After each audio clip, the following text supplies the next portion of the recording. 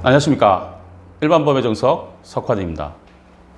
오늘은 일반 화재보험을 어떻게 가입해야 보상을 잘 받을 수 있는지 한번 같이 살펴보도록 하겠습니다. 화재보험은 지난 시간 주택화재보험 배우셨죠? 주택과 일반, 공장으로 크게 세 가지로 구분을 합니다. 그래서 오늘은 일반 화재보험에 대해서 설명드리도록 하겠습니다. 일반 화재보험 적용할 때 유의해야 될 부분들이 몇 가지가 있죠. 그 첫 번째가 우리 농가주택인 경우에는 부업을 많이 하죠. 양잠, 누에고치라든지 버섯이라든지 여러 가지를 많이 합니다. 이렇듯 부업을 하고 있는 그 공간은 별동인 경우에는 일반 물건으로 적용을 해야 됩니다. 이번은 참고로 하시고요. 세 번째는 주택 병력 물건입니다. 교습소로 사용하는 피아노, 꽃꽂이, 국악, 제공. 이런 부분들은 주택과 병용해서 쓰고 있죠. 일반 보험 성격이 짙지만 주택으로 처리를 하는 부분들이죠. 그리고 교회나 사원, 본당 이런 부속 건물의 주택으로 쓰이는 부분들은 전부 다가 일반 물건을 적용합니다. 단 주택으로 사용하는 건물로서 가재도구가 항상 비치되어 있는 공가에 대해서는 주택물건으로 적용을 합니다. 예를 들면 별장이 되겠죠. 다음은 변호사, 공인회계사, 대리점주들이 사무소 일부의 주택으로 사용하는 이런 부분들도 다 일반으로 처리를 해야 됩니다. 행상인 중매인도 마찬가지죠. 그리고 건축기간 중만을, 그러니까 건축기간 중만을 보험기간으로 하는 경우에는 전부 일반 물건으로 처리를 해야 합니다. 그리고 신축적인 공장은 공장 물건이 아니고 일반 물건으로 적용을 합니다.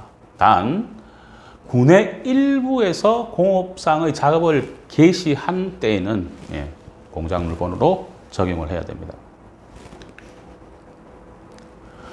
다음은 이제 방화구역에 대한 내용이죠. 직종이 병존하는 경우 여러 가지가 있다는 이야기죠. 경우에는 방화구역이 되어 있으면 각각 요율을 쓰시면 되겠죠. 방화구역이 되어 있지 않으면 전체 중에 가장 높은 요율을 사용한다는 내용이죠. 그리고 주상복합 건물 특례, 복합용도 건물 특례가 있습니다. 이게 뭐냐면 주상복합 건물 같은 경우는 아파트와 일반 상가 부분을 구분을 하는 부분들이죠. 방화구역이 되어 있지 않더라도 이 특례에 의해서 주택물건과 일반 물건을 구분해서 가입을 할 수가 있다는 부분들. 그리고 복합용도 건물이라는 것은 건물 전체 중에 90%에 해당하는 요율을 적용할 수 있다는 겁니다. 병존하고 있지만 이 90%를 가지고 있는 직종이 전체 직종으로 될 수 있다는 게 복합 용도 건물에 대한 특례입니다. 이 특례 사항들을 꼭 확인을 해야 되겠죠. 다음은 지하 주차장에 대해서는 방화구역이 되어 있지 않으면 그 건물 중에 가장 높은 요율을 쓰면 되겠죠. 근데 방화구역이 되어 있다고 하면 주차 전용 건물 요율을 준용할 수 있다는 부분들입니다. 화재보험 요율은 건물 구조, 그리고 영위 직종, 이 두 가지가 화재보험 요율이 됩니다. 하지만 이 특정물은 각각의 요율을 가지고 있습니다. 야적에 대한 동산, 그리고 가장 많이 하는 옥외 설비 및 장치 요율, 그리고 지하도 소재 물건도 있죠. 서울의 해연지하 상가라든지 부산의 서면지하 상가라든지 이런 지하도 소재 물건도 개별로 요율을 가지고 있다는 부분들입니다. 그리고 지하 저장용 탱크, 그리고 그 수용 동산, 아까 말씀드린 건축적인 건물 이런 부분들이 특정 물권료율로 규정이 되어 있어서 구조와 영위적 상관없이 개별로 요율을 다 가지고 있는 부분들이 특정 물건들입니다. 다음은 일반 화재 보험에 있어서 보험 목적물의 종류입니다. 건물은 지난 시간에 제가 말씀을 드렸던 부분들이고, 직기비품은 직업상의 필요로 해서 사용하는 부분들입니다. 예를 들면 노트북이 우리 집에 있으면 가재도구가 되겠죠. 사무실에 있으면 직기비품이 되는 부분들이고, 만약에 노트북 판매점에 있다 이래 되면 상품이죠. 재고자산이 되는 부분들, 동산이 된다는 이야기죠. 시설은 뭐나? 시설은 사용 용도 및 각종 영업 행위에 적합하도록 벽, 천정, 바닥 등에 치장을 하는 거죠. 조명을 설치하거나 치장을 하는 이런 부분들이 시설로 처리가 되는 부분들입니다. 재고자산은 원부 재료, 제공품, 반제품, 상품, 저장품 이런 부분들이 다 동산, 재고자산에 들어가는 부분들입니다. 보험 가입에 대한 형태는 주택이든 일반이든 공작 물건 동일하죠. 보험 가액이 항상 나오죠. 시가를 의미하죠. 시가 대비 보험 가입을 많이 하게 되면 민원이 발생하죠. 불필요한 보험료를 많이 납부를 하더라. 그래서 민원이 생기는 부분들. 그리고 이 부분이 제일 힘든 사항이죠. 보험을 가입을 했는데도 보상을 제대로 받지 못하는 일부 보험입니다. 보험 가입보다 가입을 적게 하는 부분들. 문제가 되죠. 가장 합리적인 부분들이죠. 보험 가입만큼 보험 가입을 하는 부분들. 전부 보험이라고 이야기를 합니다. 우리가 지금 말씀드리는 부분들이 이 전부 보험을 어떻게 하느냐에 따라서 방법을 제시하는 부분들이죠. 이 초과 일부 전부 보험에 대한 약관상의 보험금 지급하는 내용입니다. 전부 보험, 초과 보험은 전부 보험인 경우는 손해 전액 보상을 하죠. 초과 보험인 경우에는 보험 가액, 시가를 한도로 보상을 합니다. 약관에 지급 보험금 내용이 나와 있는 부분들이죠. 일부 보험인 경우에는 주택 화재와 일반 화재 같은 경우는 보험 가액의 80% 이상만 가입을 하게 되면 실손 보상을 해주죠. 예를 들면 1억짜리 건물을 4천만 원에 가입을 했다. 일부 보험이죠. 그러면 1억의 80%, 8천만 원이 되죠. 8천만 원 분의 4천, 50%가 되죠. 그럼 손해액의 50%만 물러주겠다는 그런 부분입니다. 일부 보험에 대한 약관 내용이죠. 지금 보여드리는 표는 재조달 가액을 산출을 하는 건축물 단가표입니다. 단가표. 앞에 용도가 있죠. 점포 및 상가에 대한 여러 가지 구조가 있지만 대표적인 부분만 제가 나열을 했습니다. 단가가 된다는 부분들이죠. 그 다음에 목욕탕, 일반 목욕탕, 사우나, 단가표가 나와 있죠. 창고, 일반 창고와 냉동 창고, 단가표입니다. 숙박업에 대한 단가표죠. 여관, 모텔, 호텔, 콘도미니엄, 단가표입니다. 업무시설입니다. 사무실, 오피스텔, 단가표죠. 대형 판매시설이죠. 백화점, 대형 할인점. 소형 판매시설은 아까 점포 및 상가, 건물 단가표를 보시면 됩니다. 단가표죠. 병원에 대한 단가표입니다. 의원은 아까 점포 상가의 단가표를 사용하시면 됩니다. 주유소 단가표죠. 주차 빌딩 단가표입니다. 주차 빌딩 같은 경우는 주차 설비에 대한 내용들은 별도로 또 추가로 하셔야 되는 부분들이죠.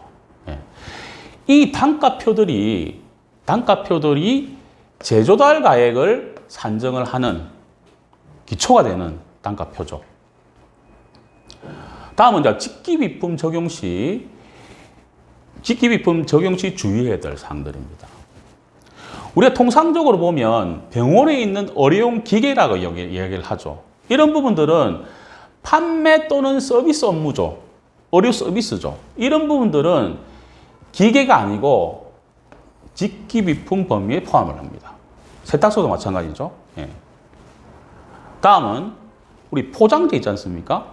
포장을 전문적으로 하는 업체들이 있습니다. 가게들이 많죠. 예.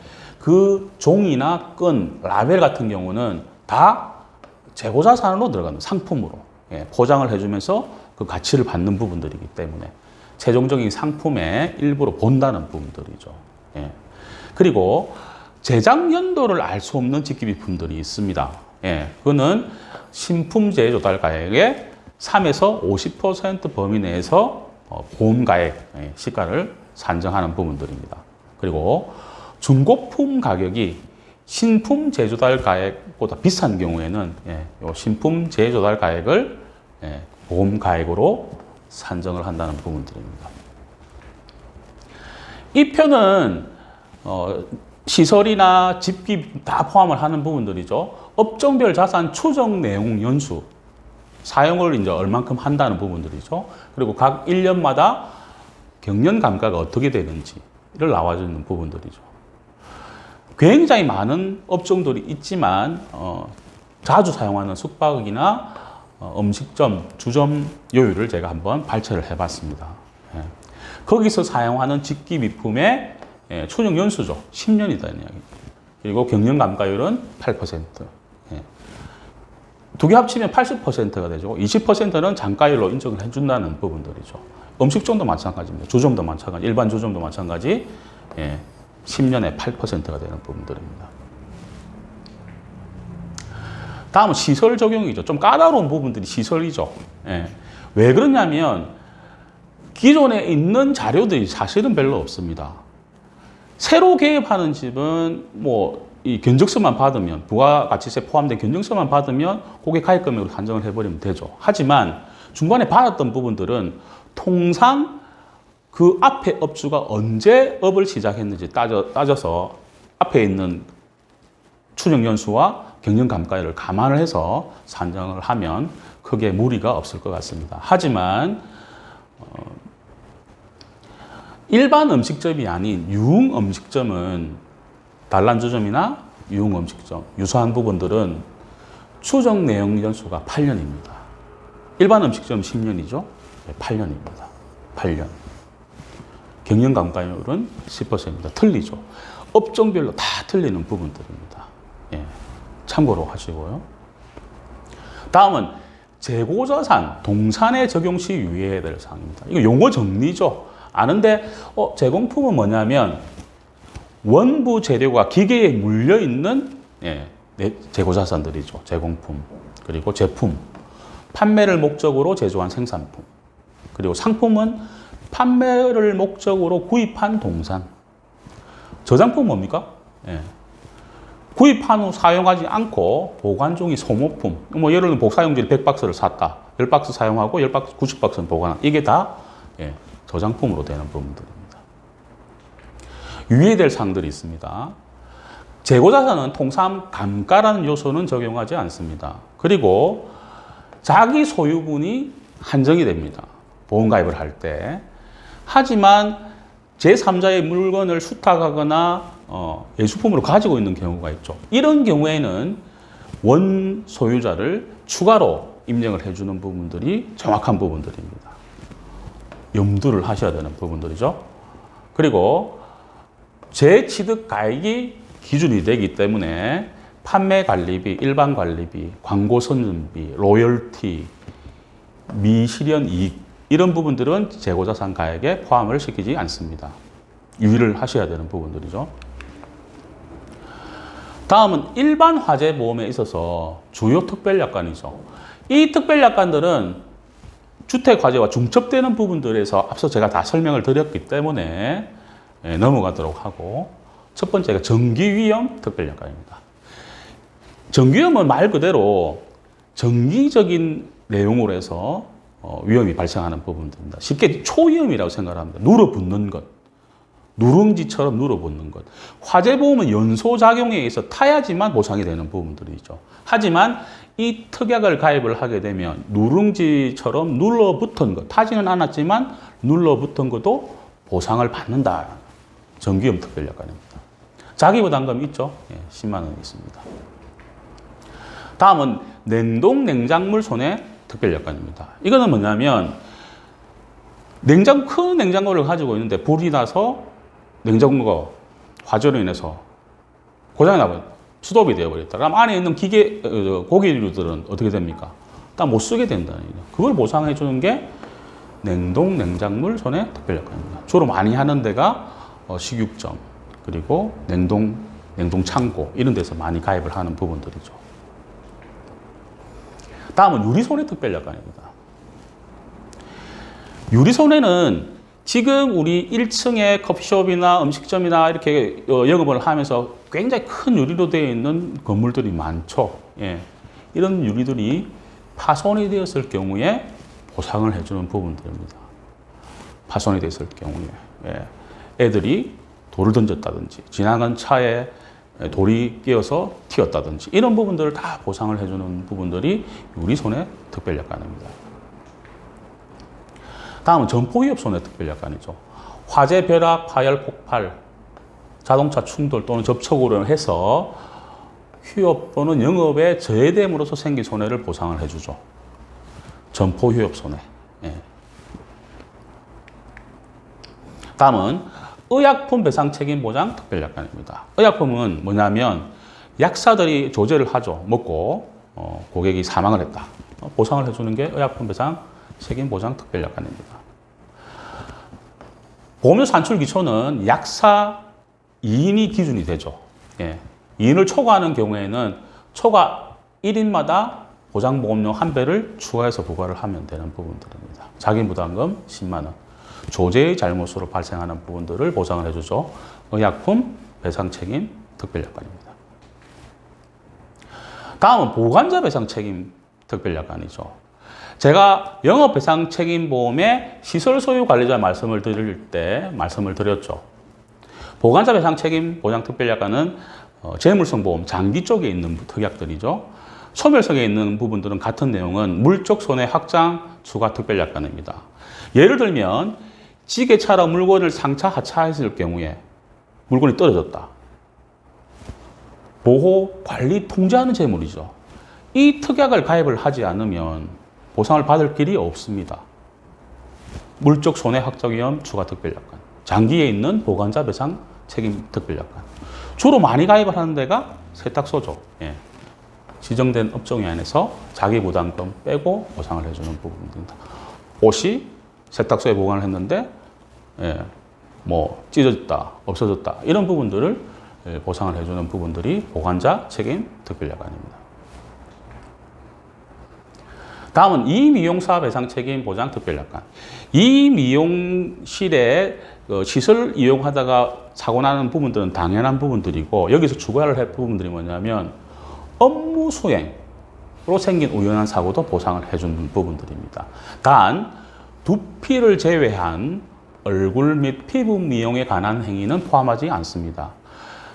가위질을 하다가 고객을 베이게 했던 이런 부분, 비행손해라고 하죠.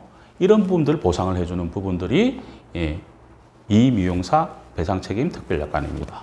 마찬가지로 자기 부담금이 있죠. 지정된 업종, 이 미용실. 자, 이런 이제 내용들을 가지고 이제 보험을 가입을 하는데 이제 건물 재원입니다.